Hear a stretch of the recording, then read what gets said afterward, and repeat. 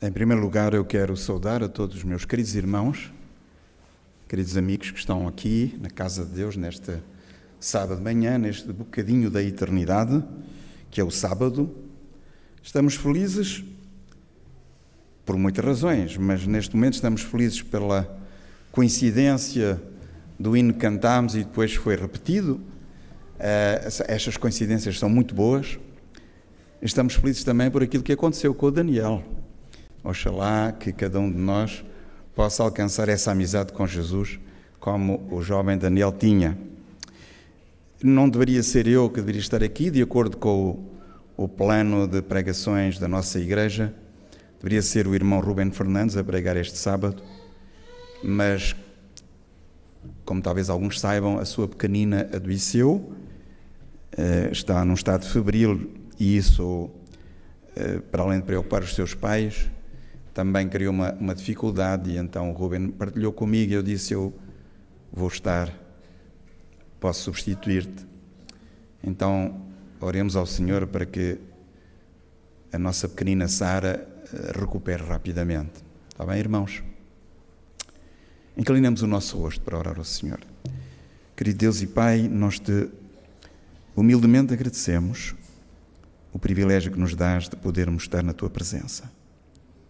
Dá-nos um coração humilde, atento, e também nesta hora queremos pedir-te a Tua bênção sobre a nossa pequenina Sara. Dá-lhe as melhoras e consola o coração dos teus pais. Em nome de Jesus. Amém. Queridos irmãos, convido-vos a abrir a palavra do Senhor no Evangelho de João, no capítulo 1, versículo 14. Evangelho de João, capítulo 1, no versículo 14, nós lemos assim na palavra de Deus: E o Verbo se fez carne e habitou entre nós, e vimos a sua glória, como a glória do unigênito do Pai, cheio de graça e de verdade. Queridos irmãos, na Bíblia nós descobrimos que existem vários nomes atribuídos a Jesus. Por exemplo, a Jesus, precisamente, que significa Salvador, Yeshua em hebraico, Deus salva. Cristo, ou o Messias, a palavra Cristo deriva do grego Christos, que quer dizer Messias, mas a palavra portuguesa Messias, vem do hebraico Mashiach, o prometido, o Messias. Emmanuel, Deus conosco, Filho de Deus, Filho único e muito amado, Filho do homem. Este era o nome que Jesus, era o favorito, o nome favorito de Jesus. E Senhor, ou se quiserem, aliás, a palavra em grego é Kurios, e é o Adonai, que os crentes judeus pronunciam com tanta reverência, em substituição, aliás, do nome que durante muitos anos, eu diria séculos, não foi pronunciado. Hoje se pronuncia Jeová, e eles preferiam dizer, quando chegavam àquele nome, tetragrama, Adonai, o Senhor. E paralelamente a estes nomes existe também um certo número de imagens que formam símbolos que representam o Senhor Jesus. O bom pastor, a porta, o caminho, a luz, a videira, o pão da vida, o Cordeiro de Deus, a palavra ou o verbo, etc. Há mais nomes, queridos irmãos. No entanto, esta manhã eu queria que nós centrássemos a nossa atenção numa única destas imagens que ainda não foi mencionada, referentes à pessoa do Senhor Jesus Cristo. E esta imagem encontra-se no livro do Apocalipse, no capítulo 22 e no versículo 16. Aliás, é o título da pregação desta manhã. Então, em Apocalipse, capítulo 22, versículo 16, nós lemos, diz assim: Eu, Jesus, enviei o meu anjo para vos testificar estas coisas nas igrejas. Eu sou a raiz e a geração de David, a resplandecente estrela da manhã. Aqui neste versículo temos também mais duas imagens, duas figuras, não é? Os irmãos repararam com certeza a raiz, a geração de David, mas foquemos a nossa atenção nesta expressão, a resplandecente estrela da manhã. A primeira coisa que nos vem à mente, quando falamos da resplandecente estrela da manhã, em relação ao Senhor Jesus, é a estrela que conduziu os reis, nós dizemos reis magos, até Jerusalém e depois até Belém, a quando do nascimento, precisamente, do bebê Jesus. Encontramos essa história, esse relato nos Evangelhos, principalmente no Evangelho de Mateus, no capítulo 2. Nós vimos a sua estrela, disseram os magos do Oriente. Queridos irmãos, a palavra estrela, relacionada com pessoas, entrou também no nosso vocabulário do dia a dia. Sem nos darmos contas, nós falamos das estrelas de cinema. Nós dizemos também, às vezes, que este ou aquela nasceram sob uma boa estrela. De onde virá esta tradição? Mas voltando ao texto bíblico, havia ainda os pastores que se encontravam nos campos quando Jesus nasceu. E vimos isso também nos Evangelhos. Lucas, no capítulo 2, tem esse relato. Os pastores estavam, portanto, sob a abóbada estrelada. Eles olhavam e o céu estava estrelado, lindo, claro. Era noite, mas limpo, quero dizer. E ali, sob aquela abóbada estrelada, os pastores viram um coro de anjos a aparecer, e nós conhecemos esse maravilhoso relato. Infelizmente, eu quero dizer também que nos nossos dias, em algumas grandes cidades, ainda não reparei, mas no Porto não sei, mas aqui em Gaia eu tenho alguma dificuldade em ver as estrelas. Por vezes não é possível. Nas grandes cidades, Nova Iorque, ou São Paulo, ou no Rio de Janeiro, sei lá, essas grandes cidades, não é possível, é impossível ver as estrelas. O ar está tão poluído, queridos irmãos, os anúncios brilhantes, tão brilhantes e abundantes, fazem com que não seja possível olhar para o peso dos argumentos. Com o peso é algo que atribui valor, que vale. Sim, queridos irmãos, não há nada no universo que pese mais do que o próprio Deus. Daí a glória de Deus. Em toda a sua dimensão, não é apenas os atributos de Deus, a sua omnipotência, a sua omnipresença, a sua omnisciência, mas também a credibilidade de Deus, da sua palavra, dos seus atos, o peso, a glória de Deus. E nós vimos a sua glória, diz o apóstolo João. Agora, nós perguntamos de que maneira puderam os discípulos ver a glória divina na pessoa de Jesus, se essa glória estava velada. Sim, queridos irmãos, eles viram essa glória numa vida sem a mínima sombra de fraqueza, sem a mínima sombra de fraqueza moral, numa vida sem pecado, numa vida completamente pura em Jesus Cristo. Eles viram essa glória num amor total, num amor humilde e paciente. Maravilhosa glória. Eles viram essa glória numa relação perfeita com Deus, o Pai. E desta forma, queridos irmãos, queridos amigos, a estrela resplandecente que é Jesus conduz os homens que se encontram extraviados nas trevas da perdição. A luz dos homens, como diz o texto sagrado. Mas o Senhor Jesus faz isso apenas com uma condição. E qual é? Que os homens, não dizemos os homens, dizemos cada um de nós, eu e vós, olhemos para Ele, o contemplemos, como, aliás, o marinheiro olha para as estrelas para orientar o seu percurso. Antigamente era assim que se fazia. Queridos irmãos, a vida cristã tem dois movimentos fundamentais. O primeiro movimento faz-nos entrar em nós mesmos, e a isto chamamos arrependimento. O segundo movimento faz-nos olhar para Jesus, para dele recebermos o perdão e a vida em abundância. E a isto nós chamamos fé. Arrependimento e fé, dois pilares, dois movimentos fundamentais que o ser humano precisa de ter.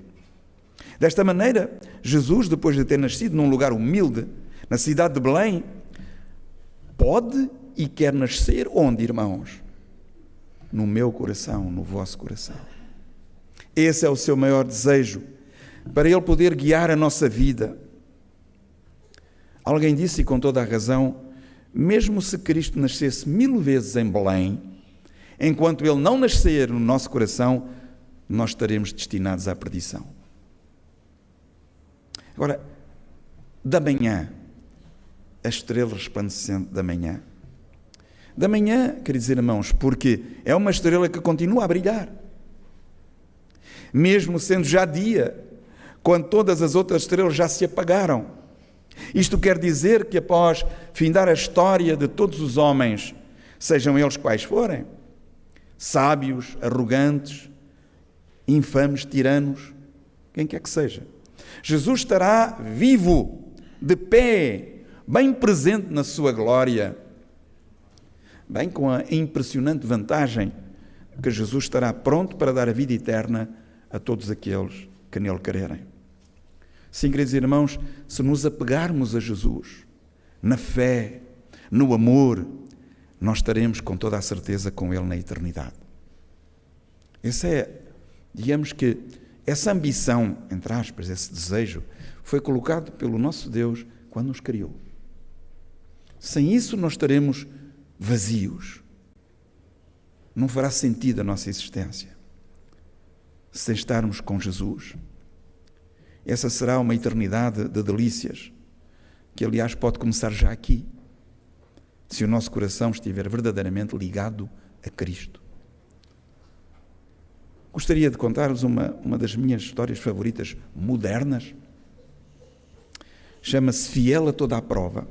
É a história de uma crente, nossa irmã na fé, chamada Oksana Sergienko. Era russa.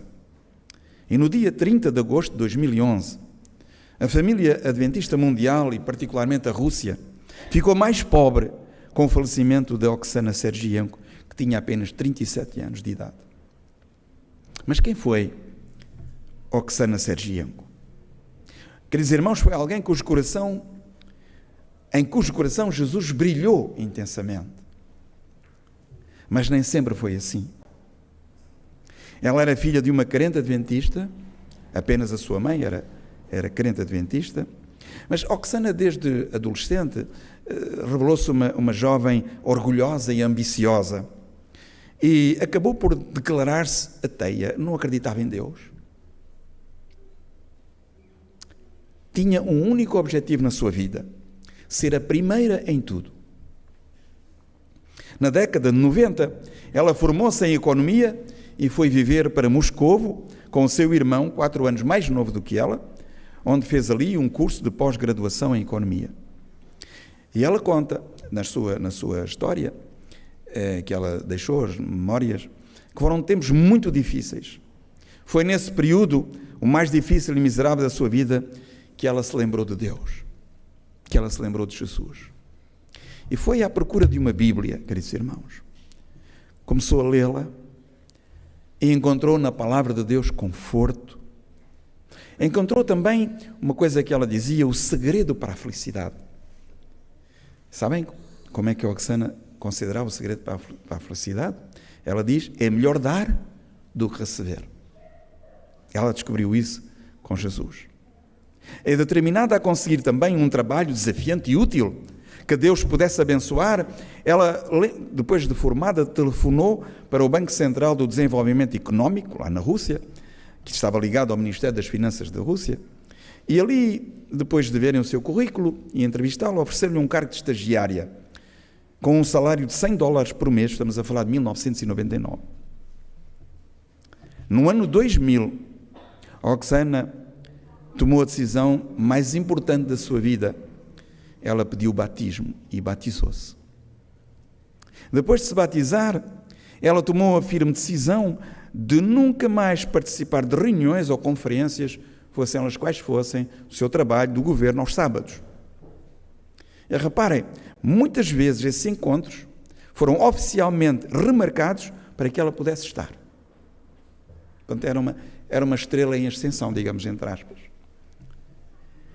Pela sua competência, irmãos, ela foi subindo na carreira até chegar a vice-ministra das Finanças da Rússia. Não é um país qualquer. Aliás, ela, em 2007, recebeu das mãos do presidente Putin a medalha da Ordem por Serviços Prestados à Pátria, a condecoração mais alta da Rússia.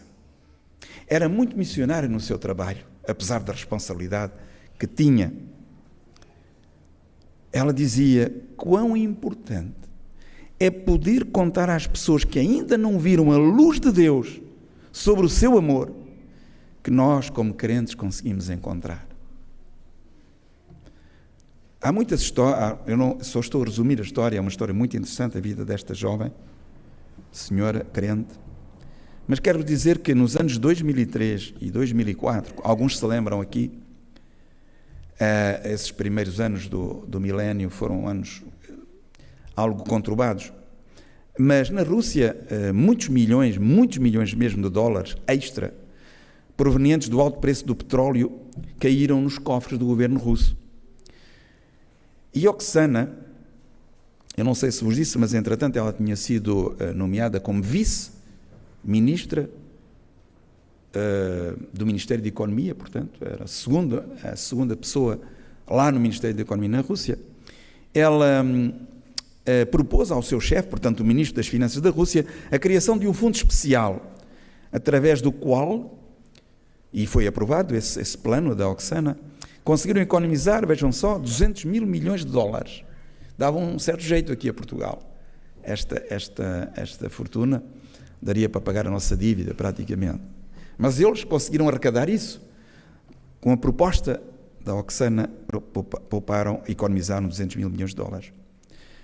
E chegou o tempo das vacas magras. Quando? Em 2008. E quando o mundo das finanças soube o que a Rússia fez, vieram elogios de todo lado. Financial Times, toda a gente dizia, mas como é que foi possível vocês fazerem isso? Mas fizeram. E no ano de 2008, no verão, os ministros russos reuniram-se para considerar, por causa da crise, os irmãos sabem, não é? As crises, a considerar cortes nas despesas do Estado, devido à recessão mundial, na altura foi gravíssima. Os ministros concordaram em cancelar o aumento das pensões. Só um ministro se opôs.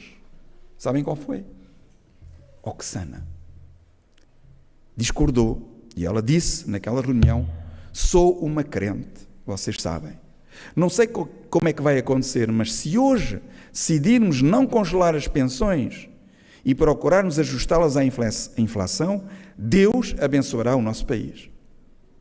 Foram as palavras numa reunião de ministros na Rússia em 2008, as palavras de Oksana Sergienko. E então aconteceu uma coisa incrível, os ministros concordaram unanimemente em ajustar as pensões anualmente à inflação. O resto foi com Deus. As verbas para o pagamento das pensões foram sempre alcançadas. Oksana adoeceu gravemente e isso causou uma profunda tristeza em todos aqueles que a conheciam, inclusivamente os seus colegas do governo russo. E deram testemunho nos últimos 30 minutos da sua vida. As pessoas ali presentes, secretários de Estado, ministros, elogiaram-na de coração. Elogiaram Oksana pelo seu amor por Deus. E houve palavras oficiais que ficaram registadas. Alguém disse, um dos ministros, o amor vai deixar o nosso país. A sua fé em Deus ajudou-a no seu trabalho e deu energia ao nosso. Outro disse, é muito triste, já depois dela ter falecido, é muito triste que ela tenha falecido tão cedo, com apenas 37 anos, mas o Jesus que ela amava morreu mais jovem, com 33. Eu quero dizer, irmãos, Essa história que me emocionou muito na altura e ainda me emociona, uma transformação destas só pode tornar-se uma realidade através da contemplação. Contemplar a resplandecente estrela da manhã, que é Jesus. Nós somos daqui de baixo, irmãos. Somos pó, feitos do pó da terra. Mas o Senhor Jesus veio do alto, feito de luz. Jesus veio do alto para quê? Sim, queridos irmãos, veio no alto para nos levar com Ele. Como diz a sua promessa, para que onde Ele estiver, estejamos nós também. Um dia, todos aqueles que lhe pertencem serão como Ele, brilhantes como as estrelas no firmamento da graça, no céu de Deus. Eu creio que nós, como crentes, podemos alegrar-nos, irmãos. Podemos cantar louvor ao nosso Deus, louvar a Deus, reconhecidos pela sua infinita graça. Esta manhã, gostaria de perguntar-te, querido irmão, querida irmã, querido amigo, não sentes tu o desejo de entregar o teu coração completamente a Jesus? À resplandecente estrela da manhã, para que Ele possa governar a tua vida? Aliás, eu, quando ouvi o primeiro hino que cantámos aqui na igreja este sábado, fiquei também muito impressionado, porque ele resumia todo o meu pensamento em relação ao apelo. Ainda se lembram? A irmã lembra-se, não se lembra? É o hino 277. Isso é uma letra maravilhosa, não é, irmãos? Jesus, Senhor, eu venho a Ti. Ó, dá-me alívio, mesmo aqui. O Teu favor estende a mim, aceita um pecador. E eu venho como estou. Bem sei, indigno sou, mas meu Jesus por mim morreu, eu venho como estou. É um hino maravilhoso, um poema maravilhoso. E esta manhã o Senhor Jesus pergunta-nos: meu querido, minha querida, não queres tu abrir completamente o teu coração à minha santa influência para conduzir a tua vida? Neste mundo complicado que ocupa a nossa mente com notícias, com problemas, com doenças, e deixa pouco espaço, por vezes muito pouco espaço para Deus, para o Senhor Jesus. Não queres tu esta manhã pedir ao Senhor Jesus que te abençoe, que entre no teu coração?